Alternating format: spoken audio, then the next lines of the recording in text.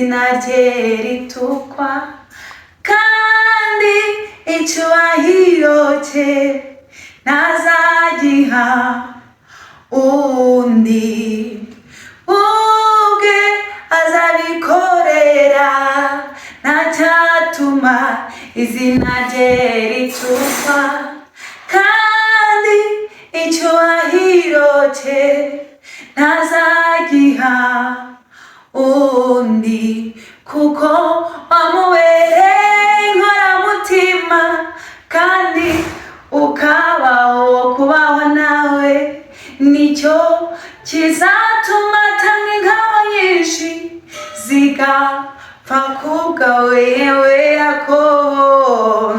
Azagusumbisha amahanga yose, kandi muri wowe niho hazaba umugisha. Wowe izere ijambo mwavuganye uko